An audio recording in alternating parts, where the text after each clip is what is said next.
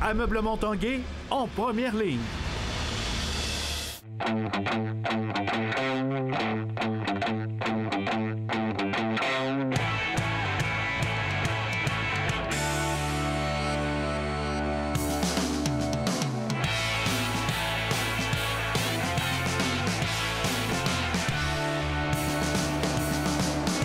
Salut, ici Jonathan Fournier, bon début de semaine et bienvenue à l'Esprit sportif. Aujourd'hui à l'émission, coup d'œil à ce qui se passe sous le dôme du Stade Canac à son deuxième hiver d'existence. On parle également d'un autre gala d'arts martiaux mixtes qui s'amène au Centre Vidéotron.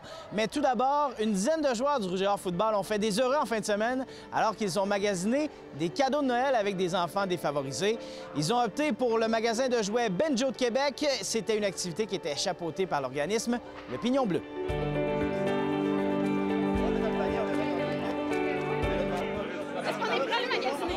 Oui, le Rouge et Or était prêt à magasiner. Là, c'est toi la bosse, là.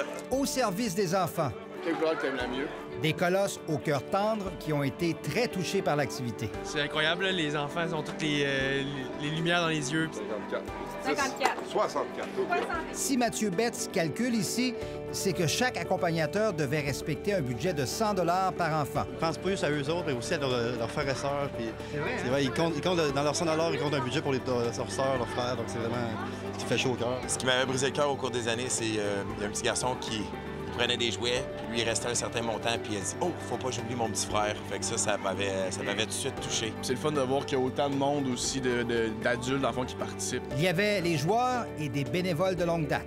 Le bonheur que ça procure autant à nous que les enfants, puis c'est une tradition qu'on ne peut pas laisser tomber. À chaque année, on est ici. Il faut donner au souvent. Puis, fin de compte, au bout de la ligne, c'est des enfants qui ont besoin de nous. C'est Noël pour nous 2 fois dans l'année. Ici, puis on a le Noël en famille après. Mais c'est le bonheur de donner, c'est sûr. Des enfants comblés qui n'étaient pas sans savoir qui les accompagnait. Mieux qu'on gagnait la Coupe Vanier. C'était vraiment génial. Ouais. J'ai adoré. Et en exclusivité, on a appris que le Père Noël était un farouche partisan des champions de la Coupe Vanier. Même le Père Noël va des fois à leur match quand il n'est pas ici, et puis il les encourage. Caché parce que je ne vous ai jamais vu. Ah, pourtant, j'y étais. Quand ils ont joué contre les Carabins, j'étais là. Oh, oh! Et c'est mes couleurs, hein? Rouge et or aussi. Oh, oh, oh, oh! Voilà, c'est dit. Stéphane Surcot, TVA Sport, à Québec. L'Organisation d'arts martiaux mixtes TKO présentera son 46e gala le 8 février prochain au Centre Vidéotron. 13 combats, dont 5 de championnat. La finale opposera le champion des poids lourds, le Français Cyril Gane, au Brésilien Rafael Pessoa.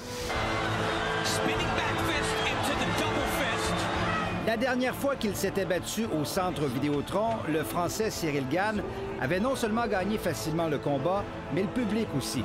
Le promoteur Stéphane Patry ne tarit pas d'éloges. Les gens de Québec, le 21 septembre dernier, ont adoré Cyril Gane. En fait, tous les fans sont en amour avec lui. C'est un petit peu le Conor McDavid des arts martiaux mixtes. Les gens sont choyés de le voir en action. Cyril Gane! On amène un adversaire de très haut niveau à Cyril Gane.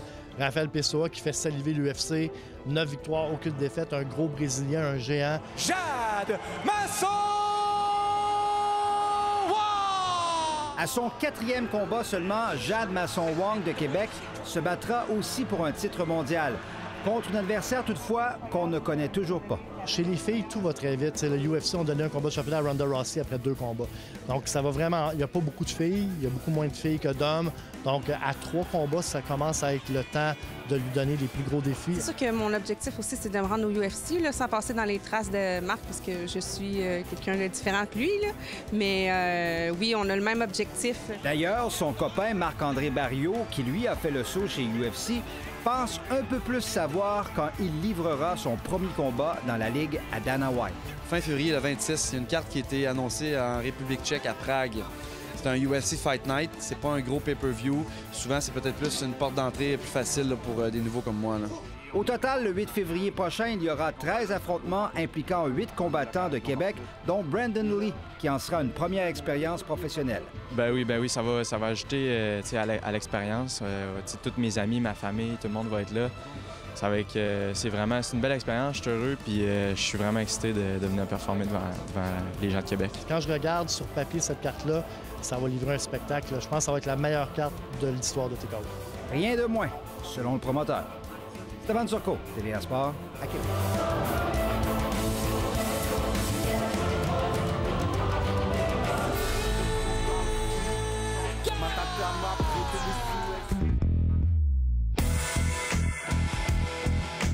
Les Remparts disputaient 2 matchs en 2 soirs, vendredi et samedi, au Centre Vidéotron. La fin de semaine débutait avec la visite des Cataractes de Shawinigan. Les Diables Rouges ont récolté une 2e victoire consécutive et une 3e en autant de matchs cette saison contre les Cataractes en l'emportant 2-1. Début de Cormier et Coxhead. Le lendemain, les Saguenayens s'amenaient à Québec. Défaite des Remparts au compte de 2-1.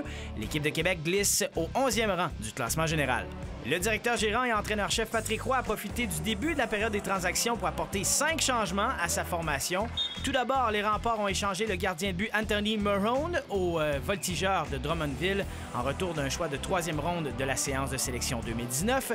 Ensuite, des Olympiques de Gatineau, le défenseur Alexis Girard passe à Québec en retour de l'attaquant Émile Egarty-Aubin, appartenant aux Remparts. Aussi, l'ailier droit de 19 ans, Michael Robidoux, et le défenseur Félix Tremblay prennent la route de Shawinigan dans 2 transactions distinctes. En retour, les Cataractes cèdent respectivement des choix de 4e ronde en 2019 et 2021. Enfin, cette fois-ci, avec l'Océanique de Rimouski, l'organisation des Remparts a fait l'acquisition du gardien Carmine Anthony Pagliarulo en cédant un choix de 5e ronde en 2019.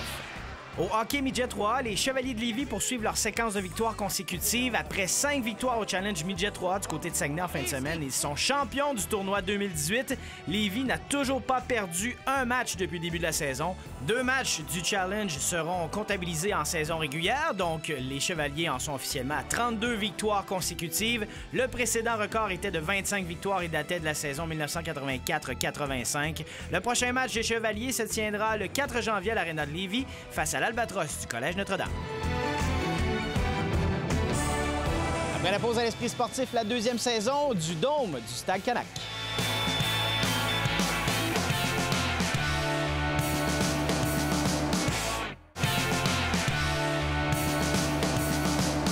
Désormais, en plein hiver, ici à Québec, on peut vous parler de baseball. On est en plein milieu de la 2e saison officielle du Dôme du Stade Canac. On dresse le bilan avec Jean-Philippe Roy.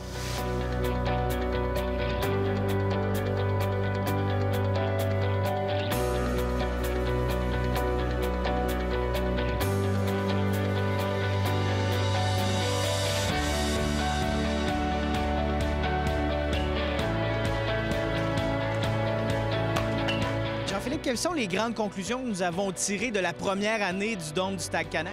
Bien, c'est très positif. Hein? C'est une bébite un peu qu'on connaissait pas personne, qu'on l'a monté, comment ça va virer, ça a bien viré. On avait peur un petit peu avec la neige, ça s'est bien passé. Des ajustements, évidemment, mais on est vraiment satisfait. Puis quand on voit un paquet de jeunes qui l'utilisent comme là présentement, c'est incroyable.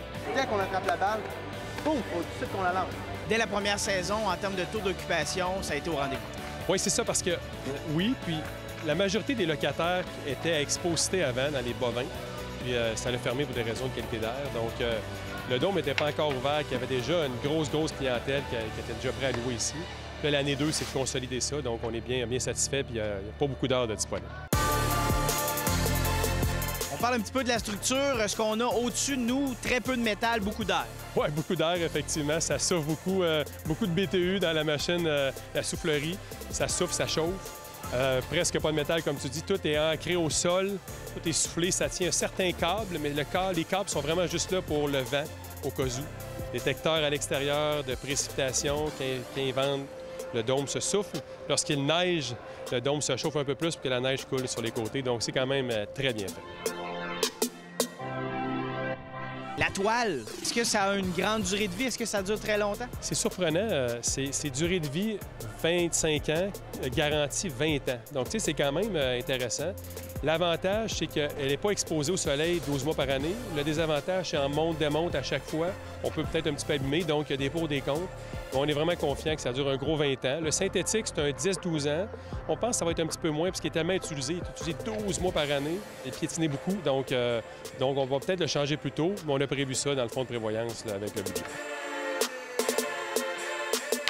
C'est des grands espaces, ça nous permet de faire des activités que les autres sportifs ne peuvent pas faire nécessairement. Par exemple, frapper des pratiques au bâton qu'on appelle. Fait que, ça nous permet aussi d'avoir de la hauteur. pour faire des ballons, etc. Fait que ça nous offre plein de possibilités. Puis je suis vraiment chanceux, en fait, c'est ça le mot. Yes, good job, bien fait. C'est utilisé quasiment là, de 8h à 11h à chaque jour, semaine et fin de semaine. La semaine, c'est le sport études baseball. Le lundi, mardi, il y a des ligues de soccer d'adultes. Le dimanche, il y a des ligues de frisbee, jeunes et adultes. Donc, mercredi soir, jeudi soir, vendredi, samedi soir, c'est des jeunes de baseball, de balle molle, des adultes, donc c'est incroyable. On maximise enfin. C'est une place pour utiliser pour le baseball, ce qu'on n'avait pas beaucoup à l'époque.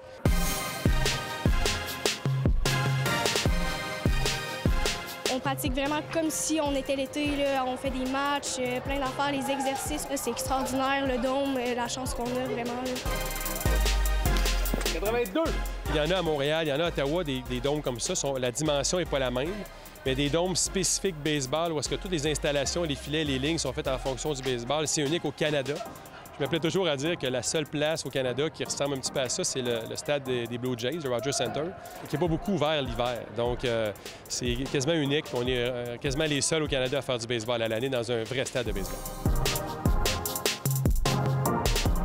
Donc, 99 % c'est du sport, des événements spéciaux aussi parfois. Oui, effectivement. On a eu 2-3 événements dans la dernière année. Récemment, il y a eu les combats de boxe. Il y a eu 2 soirs de combats de boxe pour une bonne cause, une fondation.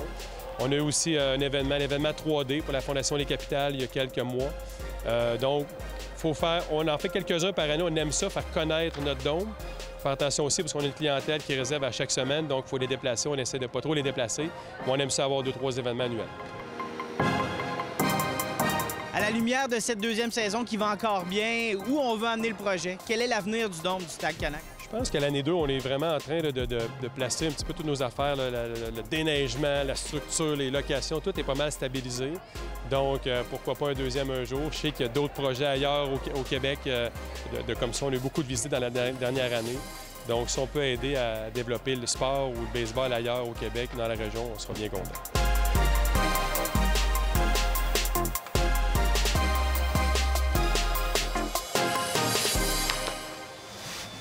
C'est déjà tout pour l'Esprit sportif. On se dit à demain. Ciao!